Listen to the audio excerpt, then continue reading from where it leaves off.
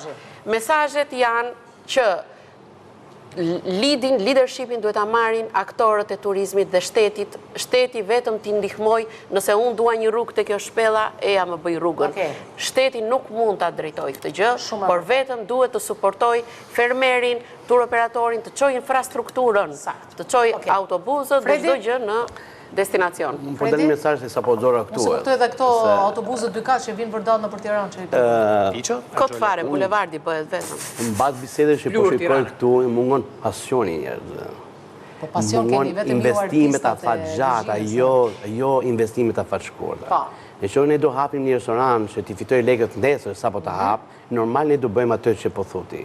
Nëse ne jemi më pasionant dhe kemi një vizion më të madh që akoma, atëherë do bëjmë një investim në gastronomi, në një restoran, një kantinë verë që të jetë më e falçata. Unë këtu po shikoj vetëm mungesën e pasionit. Ajo është thelbi për mua, është produkti ose përbërësi kryesor i çdo gjëje. Jo, dhe nuk punoni dot vetëm. Ju nuk punoni dot pa ne, pa histori. Mesazhi për mendimin tim është që duhet konsumojmë shqip, se aty fillon. Gjithë shqiptarët konsumojmë shqip që të ushqejmë këtë zinxhirin, duhet jemi, duhet të investojmë në kulturë. Edhe Kosova na e ka kaluar, ata konsumojnë më shumë se ne shqip. Janë më patriotë se ne për shumë gjëra. Po prapë edhe Kosova, edhe kur vinë këtu duan gjëra shqiptare.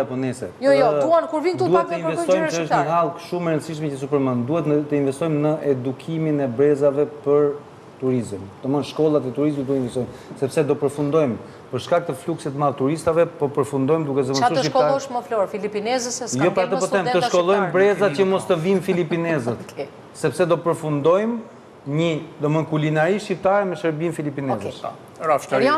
Atëre, Greqia fiton 1.5 miliard euro në vit nga turizmi kulturor. Që ta kuptoni, një shembull po them.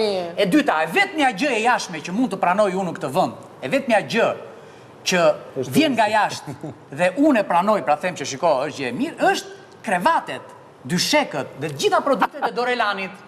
Pra vetëm atë mund të pranoj unë që është sepse vërtet ato janë të jashtme, por aty flen kokat e shqiptarëve dhe aty pushon dhe qetësohesh.